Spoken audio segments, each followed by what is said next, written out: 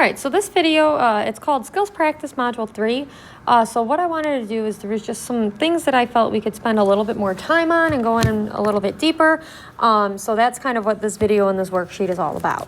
All right, so first things first, this is dealing with complex numbers. All right, so for these first three, well, for the first two, I guess, they want us to simplify these expressions. So if you look here, how I kind of want you to treat I is almost as just how you would treat a variable, okay? When things get funky is when I gets squared, or you have I to the third or I to the fourth. That's when things get a little funky.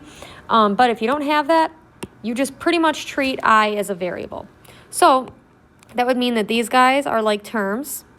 And then, of course, these other guys are like terms. They're just our constants here. So when we combine the i's, we would get 3i minus 2i. That's just going to give us a 1i or an I. All right.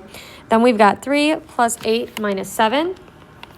So when you do 3 plus 8 minus 7, you get 4. All right. So you would get plus 4. And that would be how you simplify that. So again, when you're adding and subtracting i's, it's literally just as if you were dealing with a variable. All right, so now let's go ahead and multiply these i's. Now, the ones on the worksheet you guys were working on, the I values, a lot of them, they were complex conjugates, essentially, and that meant that you ended up with no i's in your answer. This case here, these are not complex conjugates of each other, right? We have a -3 and a -6, a 2i and an 8i. Those are not complex conjugates. So we are going to end up with some i's in our final answer here. So we're going to go ahead and multiply these binomials. So we could use the FOIL method.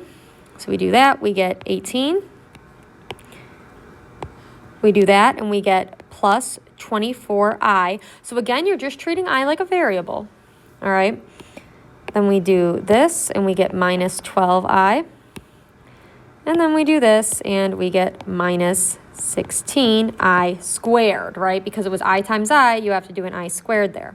All right, so now we're going to combine like terms. So we get 18 plus, and then we combine these i's, right?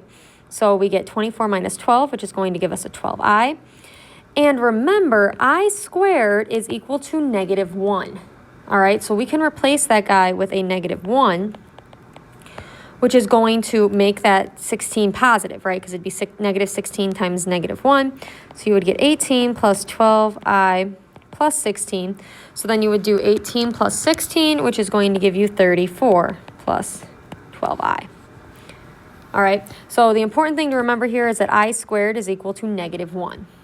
All right, so the next one says find the complex conjugate of 2 minus 3i, then multiply them. So hopefully you guys know how to find the complex conjugate by now. The complex conjugate of this, to find it, you just have to change the sign, right? So the complex conjugate would be 2 plus 3i.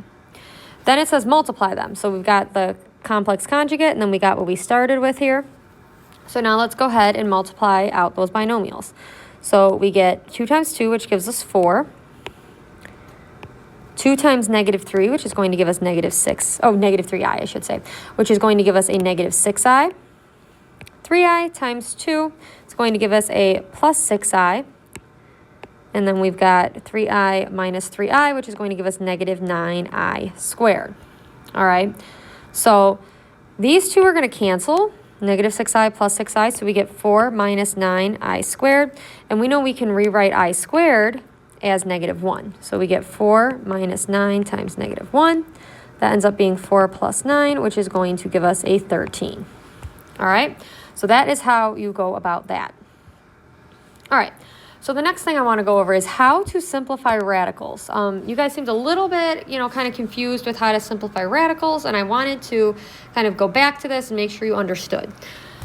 So basically, the way that I explain how to simplify radicals, now some of you guys might be able to just do these in your head, and you got it, and that's great, and you can use your method. I'm perfectly fine with that as long as you can explain it and show your work. However, some of you might be looking and you're like, how does she know to pull those numbers out, right? So first off, all these radicals, these are like square roots, right? They should say they are square roots. And square roots have like that imaginary 2 there. So basically what that means is that we are trying to pull out perfect squares. So you have to find perfect squares that are factors of these numbers. So basically the way that I teach it, I'm like, okay, well, we've got a 75. So anything lower than 75 on this perfect squares chart is fair game for a factor. So we got to figure out if any of them are factors. So what you're going to do is you're going to go to your calculator and you're going to say, okay, what is 75 divided by 64? 75 divided by 49. 75 divided by 36. 75 divided by 25. And these are the things you're plugging into your calculator. I don't expect you to type these out, or to write these out, I should say. So when you plug this in, you get a gross decimal. So that guy doesn't work. When you plug this in, you get a gross decimal. Doesn't work. When you plug this in, again, gross decimal does not work. But when you plug 75 divided by 25 in, you will get a 3. So that tells you stop.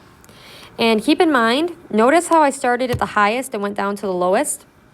That is what you want to do. Start with the highest perfect square and move your way down. So anyhow, we know we can break 75 down as 25 times 3. All right. Now 25 is equal to 5 squared. So we've got 5 squared times 3.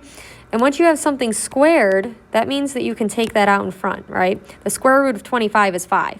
So you get 5 root 3, and that is your answer. So let's try 8. So if we look at 8, we need to figure out what numbers we're going to divide by. So 8 would start here, right? 9's bigger than 8, so we can't use that. So we're going to do 8 divided by 4. And look at that one does work. We get a 2. So we're going to break this down into 4 and 2. Now 4 is a perfect square, right? That's 2 squared. So that means we can take a 2 out. We get 2 root 2. Now let's go ahead and try 27.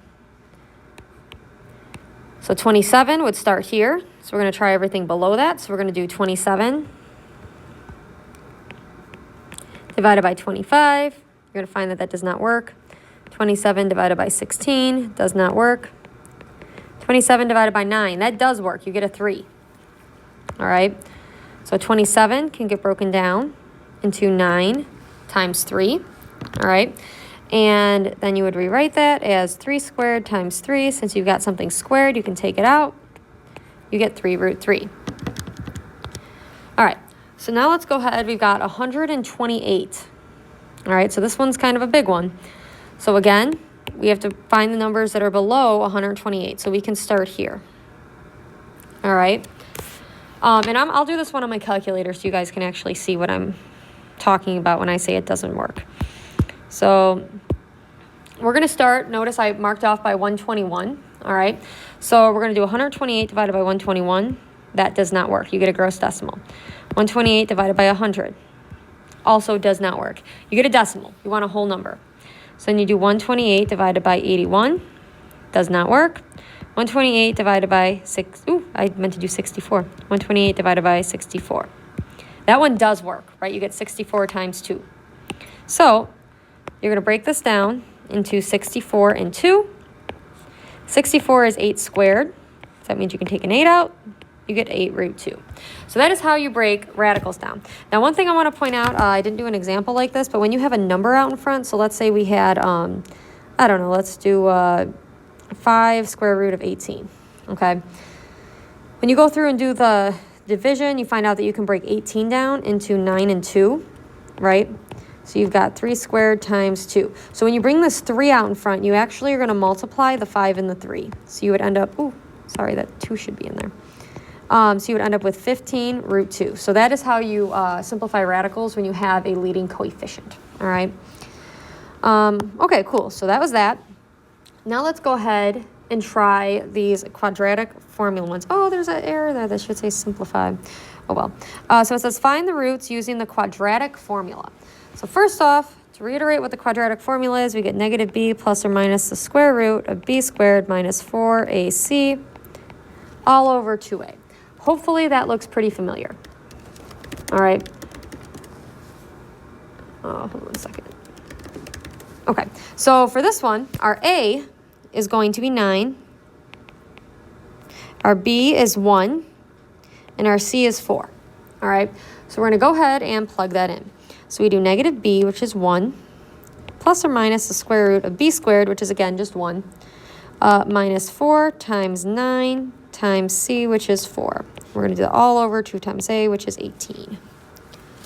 All right, so then we're going to go ahead and break this down. We get 1 plus or minus, and then this becomes 1 minus, and we've got 4 times 9 times 4, which is going to give us 144.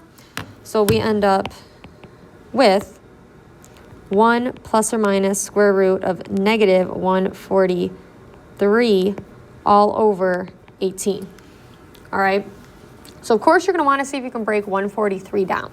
All right. So to see if you're going to be able to break 143 down, you're going to go over here. Well, you're going to try all these numbers below it. Spoiler alert, you would find that you cannot break 143 down. So I'm just not going to waste your time, but you would have to be able to figure that out on your own. So anyhow, we can, however, pull an I out, right? You have that negative in the square root. So to simplify this, you would get 1 plus minus I root 143 all over 18. All right. So essentially what you have to do is you have to see if you can break down what's inside of the radical. All right. So next one. If you look here, we've got A equals 4, B equals 0, and C equals negative 12. I do recommend writing these out so that you have kind of just an easy idea of what each of these A, B, C equal. All right. So now let's go ahead and plug these in. So we'll do negative B, which is 0. We get plus or minus the square root of B squared, which is 0, minus 4 times A, which is 4, times C, which is 12, all over 2A, which is going to be 8.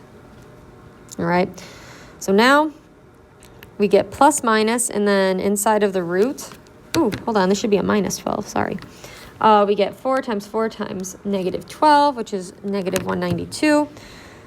So you end up getting a positive 192 inside of there, all over 8. All right. So you can break 192 down. We'd go here and say, okay, we're at 192. Let's go ahead and we can pretty much try all of these. So you would do 192 divided by 169.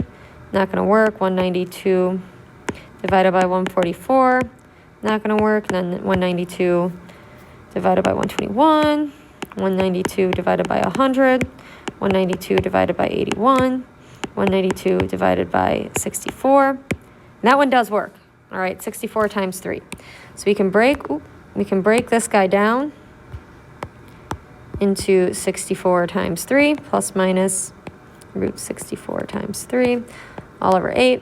So square root of 64 is 8, so you get plus minus 8 root 3 all over 8. And in this case, since there's nothing up here, you can go ahead and just cancel these guys out. So the 8s cancel out, and you get plus minus root 3. And that would be your answer for that guy. All right. Got one more quadratic one here. So for this one, we've got an A value of 2. So A equals 2, B equals 4, and C equals 4. All right. So we're going to go ahead and plug this in. So we've got our negative B, so it's going to be minus 4 plus minus the square root of B squared. So that's 4 squared, which is 16, minus 4 times A, which is 2, times C, which is 4, all over 2 times A, which is going to give you a 4. All right, so now we got minus 4 plus minus, and then we get 16 minus that. So when you do 16 minus 4 times 2 times 4, you end up with a negative 16. All right, so this is all over 4. So we can actually break down the 16, right? Square root of 16 is 4, so you would get minus 4 plus minus 4 plus minus 4i, because the 4 comes out and the I comes out, and you have all over 4. Now, you cannot do this. You cannot just say, well, it's plus minus 4i. That is incorrect, all right? You have to factor out the top. Well, you can factor a 4 out of the top, and you get minus 1 plus minus I all over 4. Since then, you factored out of that top binomial, then you cancel those out, and you get minus 1 plus minus I as your answer.